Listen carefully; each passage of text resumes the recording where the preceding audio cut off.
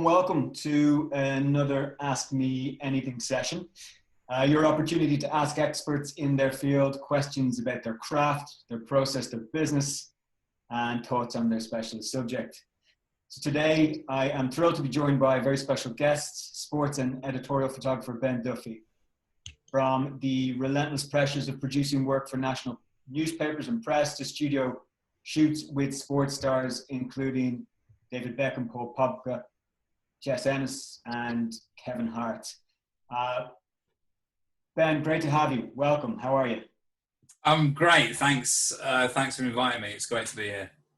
So for questions for Ben, if you can send them directly to me in chat, it'll be under Matt Dowling, and I will read them out for you based on the flow of the conversation.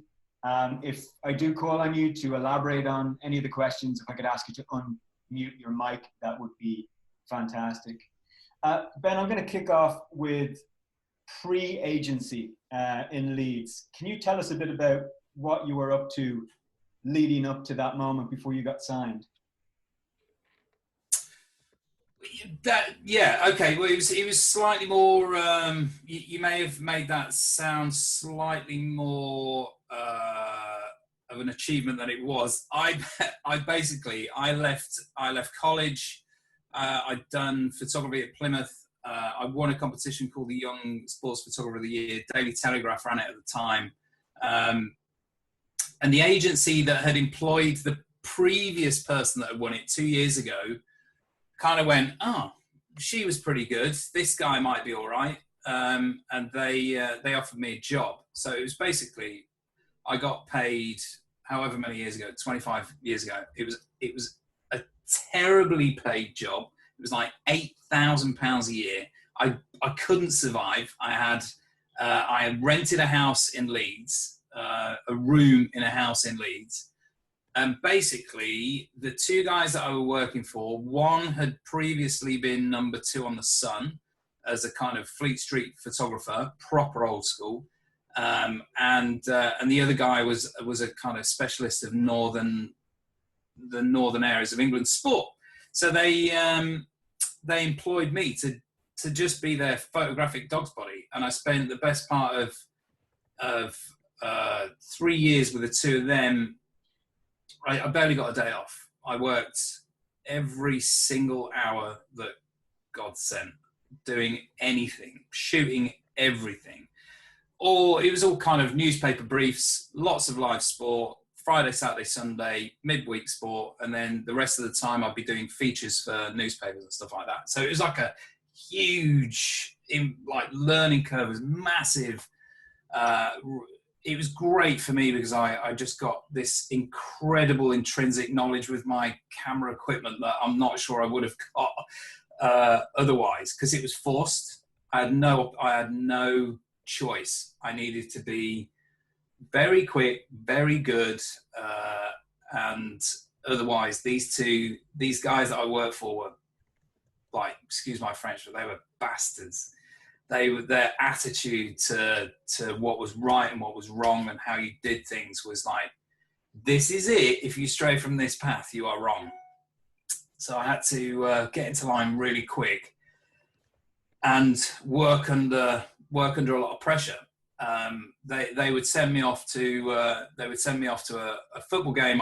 For example, Leeds against Bradford or something like that, and I'd be working for 5 national newspapers. I'd have to produce content for that newspaper within 45 minutes. And for those who are kind of new school to photography, this was when we were shooting on film. So I had to shoot that on film, run inside, hand process a color film, develop it, scan it, and send it to a newspaper for half time. So that was 45 minutes.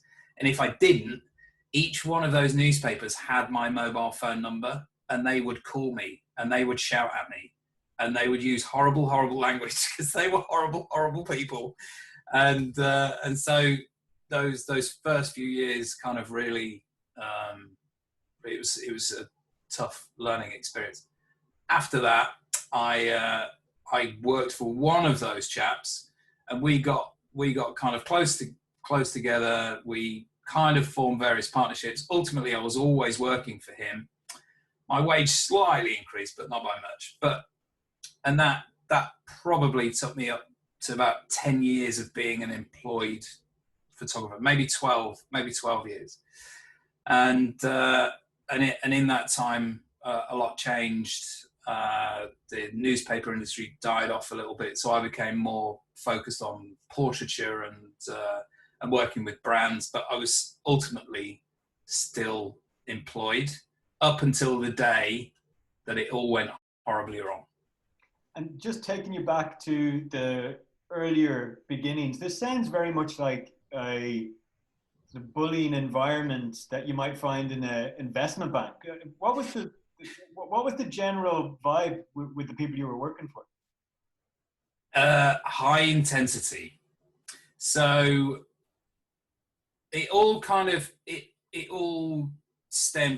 down from the top. So I think in those days, to work in Fleet Street, on Fleet Street in London as a press photographer, it still had those echoes of the 60s and 70s and 80s of hugely male dominated, whiskey drinking, beer drinking, nasty yet adrenaline fueled attitude about everything. And the guy that I worked for who left Fleet Street kind of brought that with him. Everything with newspapers is about deadlines. So if you don't get your file, your picture to that newspaper there, ready for their print run, it all kicks off. So it all flowed down. It would go from the picture editor to the sports editor, who would then scream at my boss, and then my boss would then scream at me, like, "Where the hell are these pictures?" And I'm trying to dry them with a hairdryer, not getting dust on these rolls of neg, and but I wouldn't change it. I mean, I never really went home and thought, I can't do this. Because it was balanced with me doing so much amazing stuff. I would drive from Leeds to London and photograph England against Ireland in the Six Nations. I'm a huge sports fan, so that meant a lot to me. And then I'd drive home and I'd get screamed at all day. But it was great because I got to be at one of the biggest sporting events in the world that day. And it was happening week in, week out. It never stopped. There was always something to cover.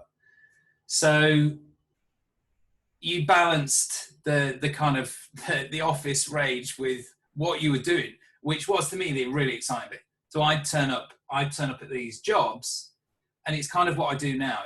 I turn up at these jobs, and my one key takeaway is, have I beaten everybody else? Have I got a better picture than the guy from Getty that sat next to me? Was I sharper? I mean, 75% of the time, the answer was no. But those 25% of the times where I beat everybody in that stadium, all those other photographers, it was just like, you'd won. You got your 100 points and off you went. And it only lasted a day, because then the newspapers had changed. So you'd be looking for it again the next week and the next week and the next week. That cycle is really interesting. I've never put that together, that level of competition, and a very similar, I guess, to a sports star or an athlete. You are there to be number one. And yeah. I assume if you're not number one in certain cases, it doesn't sound like your case, but you don't get paid. I mean, is how yeah. they No, exactly. No, we would not. We would have no money. Nobody was paying us to be there. There were times when we were paid to be there. We took orders from newspapers to go and cover a game, but to supplement that, we'd also try and get pictures in the other newspapers as well, because the fee that you got from one newspaper might not be enough to feed our whole agency type of thing. So the more you got in, the better you did. Yeah. A couple of questions are already coming in. We've got a few from Peter and a couple from Melody. I'm going to try and interweave everything here. Ben, was sports photography always something that you aimed towards? And what would you recommend somebody who's trying to get into that space today? So, sports photography came to me because I went to an academic school. It wasn't really for me. Art fitted, and I went a little bit of a roundabout route to photography. I decided that I wanted to be an underwater photographer and went to Plymouth to dive and shoot underwater and essentially become Jacques Cousteau and travel around the world and photograph, amazing whale sharks off the coast of wherever. I discovered that if you become an underwater photographer, you spend most of your time in the North Sea photographing bolts at the bottom of oil rigs. So I was like, no, that's not going to happen. But being a massive sports fan in Plymouth, I just utilised any kind of local club where I could go. I actually used to go to Plymouth Argyle Football Club. This was in the day before licensing was an issue, which is a problem for young photographers now. And I used to go and sit there every Saturday when they were at home and photograph them and give them prints and pictures for free. And they loved them because I was good. I loved the kit and I loved the whole thing. And I took great pictures. And I was like, actually, you know what? It's sport. I love it. I love the quickness. I love the kind of, I'm an artist. I call myself an artist anyway. I paint, I draw. And this was like a quick fix where I could get a bit of creativity, get it out there, like see something for it and then move on. So that helped. And what I did was I was like, right, okay, well, sports is something I want to get into. The second year of my HND, I got in touch with the British University Sports Association, BUSA, and I was like, let me become your photographer. And they would let me, I'd go off and turn up at the BUSA netball championships and the BUSA swimming championships and the football championships. And then I'd just try and take some amazing pictures and pack my folio out. The way that I saw myself getting into it professionally at that point was by going to agencies and getting work experience. So there were a few agencies that existed then, MPIX, which has been bought by PA, I think, or Reuters, Getty Images was all sport. So you could get a foot in the door by hanging out with those people and getting some pictures for your folio. How I would suggest you doing it now, I don't know is the exact answer, because the way agencies existed and the way sports photography existed when I was young and starting out was, as I mentioned, there was a way to earn money. You could turn up and anybody could turn up and you could submit your pictures, and if they got used by newspapers, then you got a wage. Now, because of the kind of the rise of the internet and the fall of newspaper sales and stuff like that, it becomes much harder for you to be a traditional sports photographer in that respect. I would imagine the route in now would either to be very, very active within your local grassroots football scene, try and offer pictures to local free newspapers, but really elevate the quality of your work. Get decent lenses, have decent cameras where you can. Try and just, I have this conversation so much now. The playing field for people going out there as photographers these days is the most even it has ever been. Previously, you'd have to have had years of experience. You'd have to have invested tens of thousands of pounds in getting kit to even giving yourself an opportunity to be a photographer.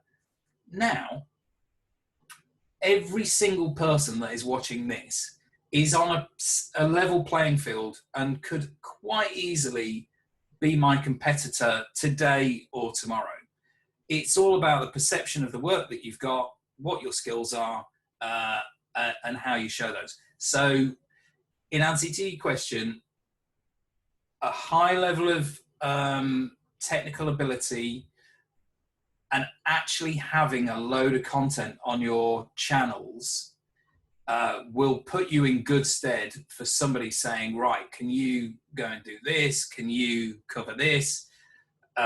It might be the only way that you would get a foot in the door at a big agency these days, because I'd imagine you'd have to turn up with some serious skill before they, a lot of the time previously, you'd be an apprentice, they'd take you in and you'd be taken under somebody's wing, but I'm not sure that exists in this day and age.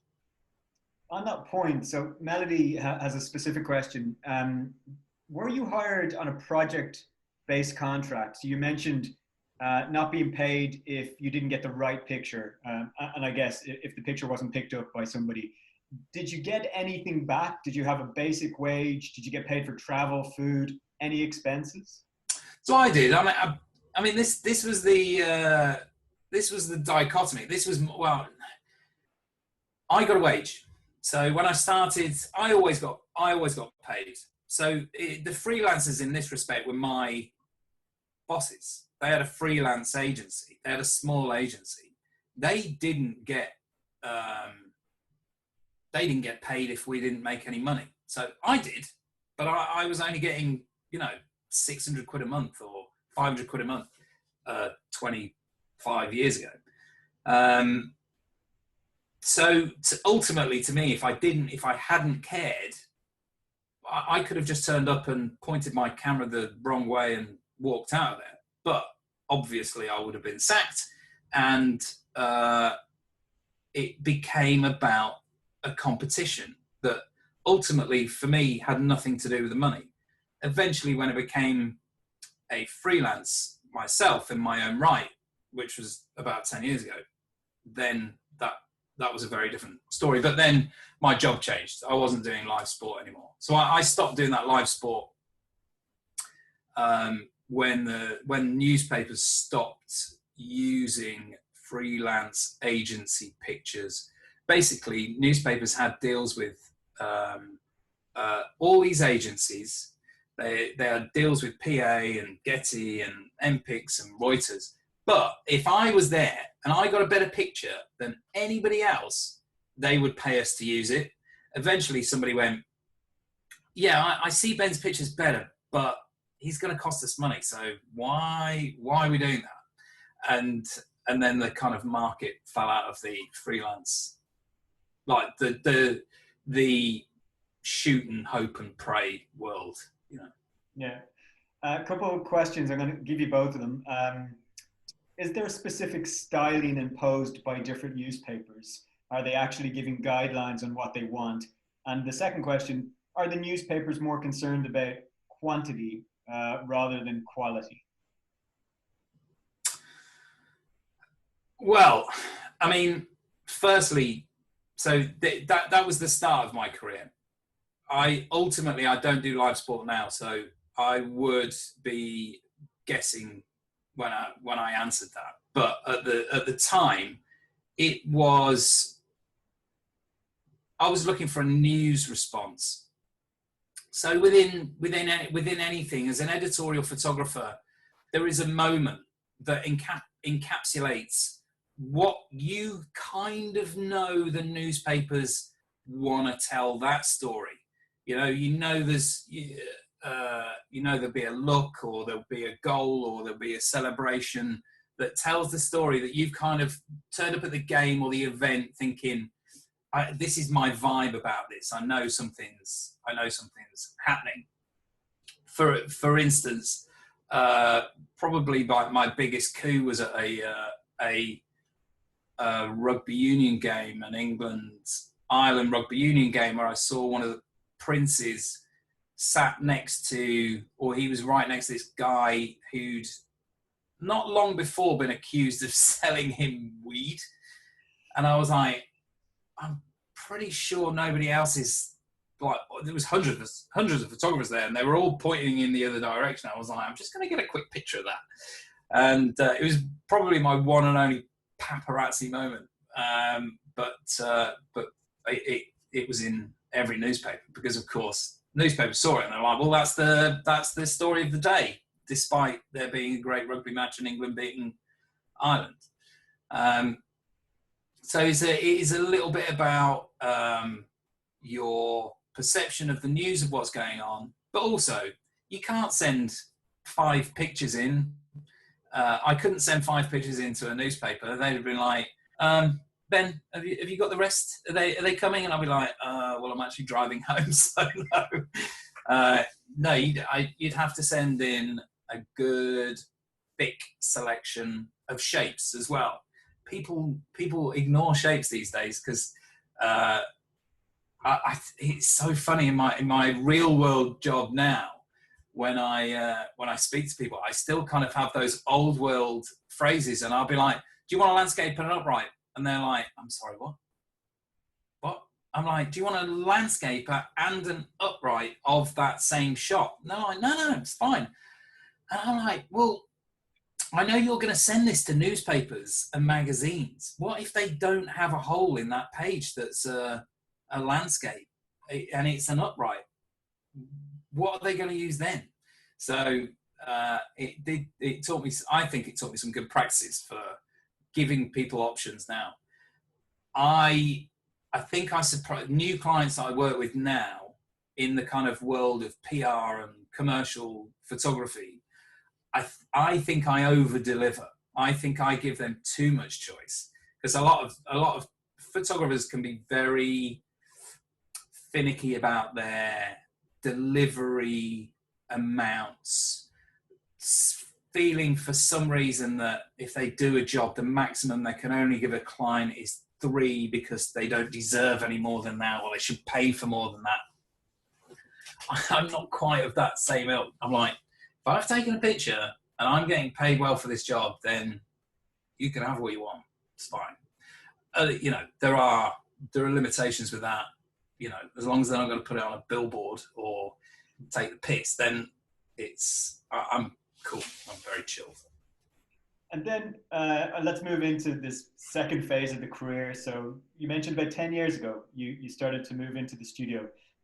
Tell us about the transition and a bit about how that began. Well, it was hilarious. My hand was forced massively, and I don't know how many people will go through this these days.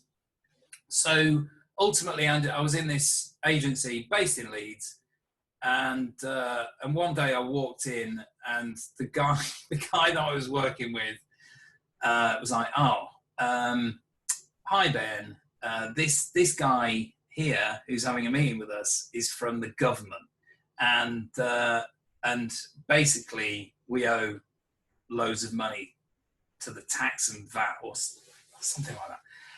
At this time, I was out all the time taking pictures. I wasn't the boss. The other guy was. He was looking after things. So I walked in and I'm like, what's going on here? I walked out and never went back. He put me in a position where I couldn't carry on. And I went home and had a conversation with my wife, and I was like, I think I'm on my own. And it was a really horrible kind of week of, well, we need to survive next month. How's that going to happen? And lo and behold, as it always seems to do, or every now and again, it really comes when you need to. I got a call from somebody that I'd worked with, who was like, Ben, this is a bit of a weird call, but we've got a job, but we want you to do it. We don't want your partner getting involved because we like you. I'm like, well, as it happens, I'm now on my own. And I got to work with an agency in London that I've worked with for ever since, and have stayed with, and they've kind of every now and again given me belting job that helps keep the wolves from the door. So that was it. I was on my own, and at this point, so I stopped doing live sport. I didn't have a long lens anymore. I just started doing work with brands, and it just picked up, and I got passed around. And the brilliant thing was that in the first year I tripled my wage, and I had no idea how. I just kind of looked back at the end of that first year, and like, what was I doing? Why wasn't I doing this 5 years ago? And I was making my own decisions. I didn't have anybody to answer to. It made me think about all the relationships that I had and what I could do to push those from a work perspective. So I just went for it. What was the transition like from a technical standpoint? You mentioned leaving the long lens behind. Did you have to change your style, your personality? I've got a brilliant story actually. It was some people might relate to this and some people may not. So now I would call myself a commercial photographer. I can work. I could do a big set. Basically, if anybody in the world came to me now and said, "We want you to shoot this," I would say, "Great, fine." There would be nothing too big that I'd be terrified, but I would do it. It would be fine at the time. So, as an editorial photographer in my old job, during the week I would do portraits, and I started developing techniques of making my portraits more interesting. So I was like one of the first people I'd ever seen in the North to use an off-camera flash. At the time, it was unheard of. Nobody knew what the hell I was doing. I was buying things from America that people had no idea what they were. I just used a speed light for everything. And I was, trying to work out how I could get slightly more studio-y look portraits when a footballer would only give me 15 seconds. And I had to work very, very quickly. So I'd done all these portraits, but it was all very lo-fi. A month or two after shooting my first freelance job, I got a call from a friend of mine. He's now a friend of mine, but a client then, who said, "We want you to shoot Adidas's World Cup PR campaign." I'm like, "Oh yeah, great, sure." And they're like, "Somebody will be in touch to get your details." I'm like, "Okay, fine." So about a minute later, this woman called, and she was like, "Oh, I'm such and such. I'm a producer. Can I have the name of your digi, your first, second, and I need your lighting kit?" I was like, yeah, sure. I'll call you back in a minute. I had no idea what she was asking me. No idea. I'd fortunately met this, I'd been shooting some behind the scenes stuff on another job and met this assistant called Mark Townsend, who, if anybody needs an assistant in London, he's the most brilliant, technically gifted assistant I've ever worked with. And he's great. I can give you his details. So I met him and we got on famously. Anyway, I called Mark and I was like, "Mark, this is Ben, the guy that you met last week. I've been given this job. I have no idea what's going on. They've asked me all these questions. If I pay you double, can you now just please solve everything for me and let me know what to say?" So I went through and he gave me answers to all of the questions. Gave me a lighting list. And I went back and I was like, "Oh yeah, hi, yeah. So here's your answers." And from that day, like just doing that size of shoot once, which was in a studio, massive backdrop. I had 10 lights, 10 packs. kind of transitioning into that big environment, I just needed to do it once before I could kind of go, okay, now I know the lingo, I can start, you know, playing with this a little bit. So after that initial, oh God, what am I going to do? It was fine. I want to talk a bit about your style and I guess a little bit about the subjects that you're shooting. Question has come in, do you feel that a generic trend is slowly shaping amongst various newspapers/clients? But let's talk about clients from a branding perspective, as I think we've moved past newspapers. I have a sort of my own question and take on that. How much does the client want to use your style, if you feel you have one, and how much are they imposing their brand vision on you and just looking for a competent photographer to fulfill that? I mean, that is a question I could talk about I could sit down and talk to you about for hours. And it's really, really sadly complicated for somebody like me. I don't know about the rest of the photographers that have tuned in, but I know there's a lot of things that I can shoot and I can shoot well.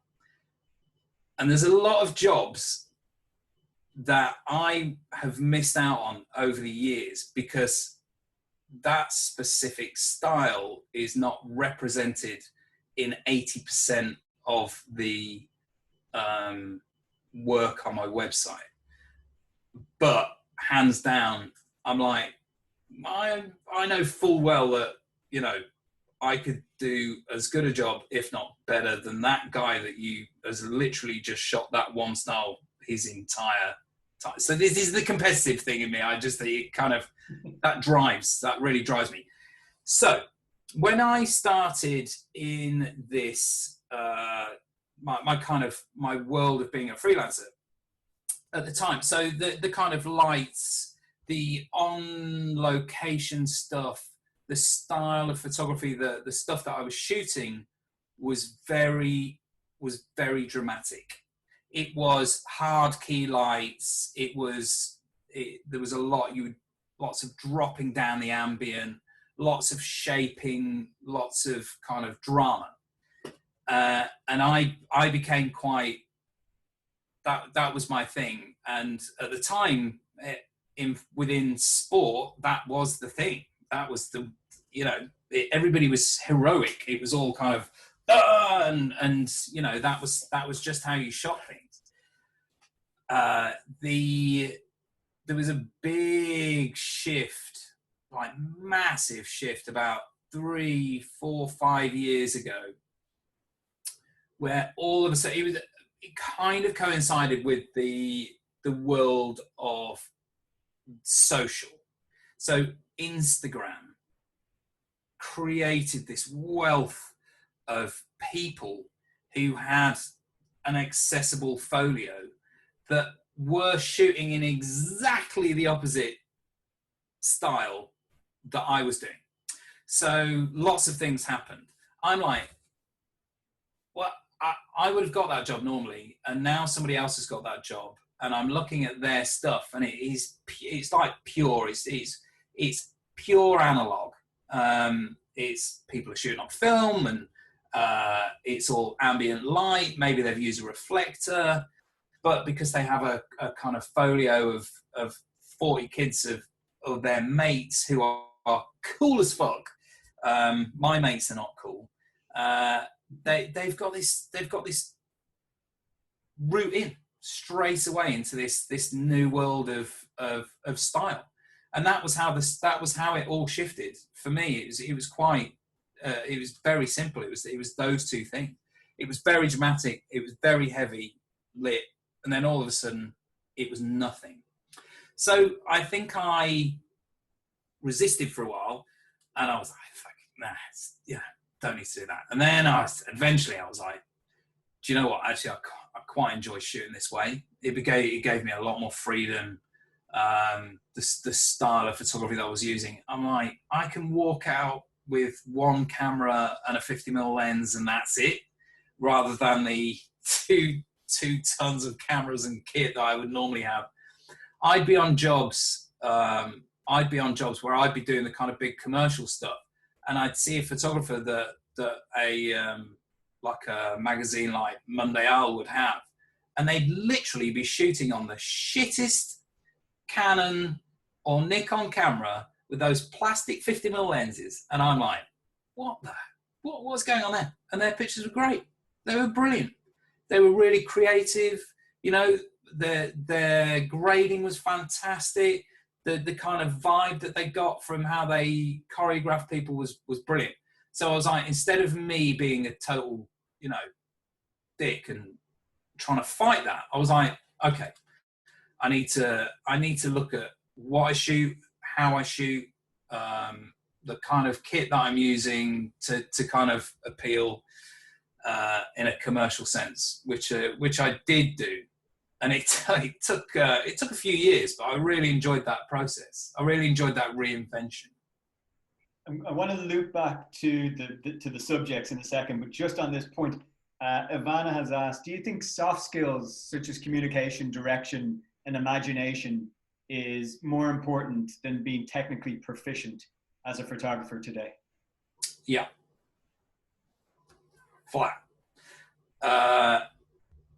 But not today, every day of my career, that has been the case. I think about 5% of what I do is taking pictures, which is mad, isn't it? You know, the rest of the time is communications and making friends and having a good time and researching and, you know, panicking, bit of crying, maybe some kind of soul searching. I cannot stress the importance of knowing a camera inside out, and I don't give a shit what camera I'm using half the time. I honestly, it could be anything,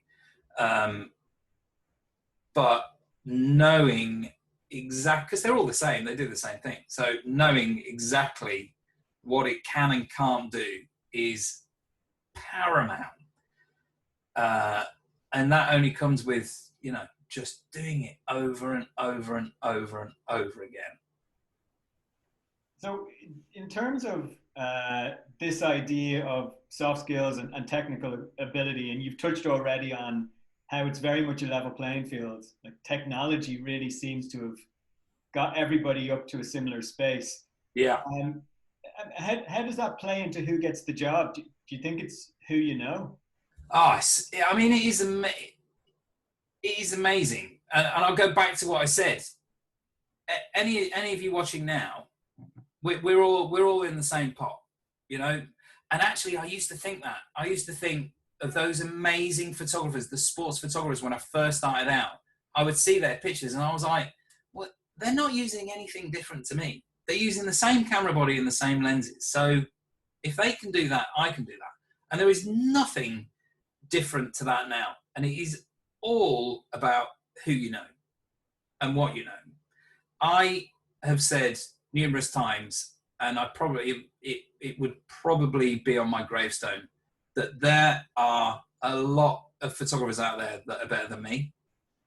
But I've met some of them and they are idiots, like rude, horrible. Clients of mine will walk away and go, what was his problem? Or what was her problem? People really, it astounds me. I did a job recently, right? Two or 3 months ago, one of the last jobs before the lockdown. And a girl that was on the shoot turned up 3 hours late. And this shoot was so big. There were 4 photographers, 4 big, 3 really big photographers and me and her. And like crew, 60 crew, 2 18-ton trucks of kit. And she turned up 3 hours late and then was horrible to all of her all of the guys that were all the digi and the lighting guys that worked on our set. And that day, I know for a fact the brand that I was working for, she'll never work for them again, ever. So if you can't use every opportunity that you're given to make the best impression, and use that opportunity to try and drive your business forward, then you're really missing out. Now, how you get in front of people these days is very, very different. And I wouldn't profess to be an expert on this, but what I have noticed is that the guys that I've seen coming through the ranks, the guys that have really succeeded and got into the same loop of jobs that I'm in, they've initially created an amazing buzz around their social stuff. They work so hard, like the amount of content that it's exhausting. I watch what they put out and I'm like, guys, when have you got the time to do that? It's mad. But the level of content that they get out is so consistently great. I mean, Instagram's very forgiving for, what you're kind of creating, which is why it's the perfect platform to show, what skills you could have going forward. Those guys, the ones that have really mastered a lot of Photoshop skills as well, and they're grading, the polishing of their images, they're the ones that seem to get noticed and then get brought in to do work. Are there influencer numbers a factor in the decision by the clients? If they're able to bring with them an element of exposure or promotion to the content they produce, or is that just is that a drop in the ocean for someone like Nike or Adidas or a big client? Sometimes it goes hand in hand. So I've seen some guys that have come through the ranks via Instagram, mainly because they're really, really brilliant and they're very creatively talented. And I'm like, hats off, well done. That's fabulous. On the flip side, I've also lost jobs to people who I know have been specifically employed because of their Instagram numbers. And that happened 3 years ago, and now they've just dropped off the face of the earth, because I then saw the jobs that they did, and sadly it doesn't, sometimes if your kind of social presence and your numbers are high, doesn't necessarily translate into your personal skills being brilliant and you being able to manage a sports star, or working under that pressure where I'll get Lionel Messi for a minute or 30 seconds on a big shoot where you need to leave with the thing. And sometimes that is not part of people's, they haven't had that pressure to learn from, so can't deal with it. Yeah, that's a really interesting one. And I guess you touched on it earlier on. You properly learnt that skill from the high intensity sort of boiler room environment, the newspapers. Yeah. Talk to me a little bit about meeting stars. Now, whether you're starstruck or not, we'll put that to one side, but the pressure of time and having to produce with such a lot riding on it and a huge amount of money invested in it and you, how do you cope with that idea of producing quickly and at a very high level? I genuinely 99% of the time now don't panic, and didn't panic, especially after the stuff that so in that boiler room environment, there were times where I failed.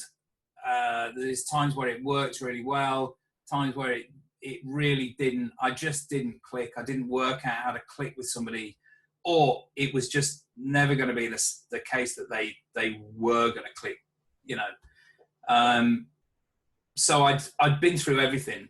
I'd already experienced every emotion that I could do. What would be more terrifying now is somebody coming straight into an environment of dealing with multi-million-pound footballers and having never had the pressure of delivering that brings with it. I was very fortunate that I'd never had that problem. That's not to say that in some of the shoots that I've had that problems don't occur, and you have to deal with them very quickly, and then you panic. So the one other good thing about my boiler room environment was when you were processing films on the road, when you were working a job, a live sports job, there were so many things you needed to remember to take. And if one single thing was missing, you were knackered. So it really developed this kind of checklist mentality of, have I got everything in place? Have I got all the tools I need to do this job? If I have, then all that's left to do is press the button.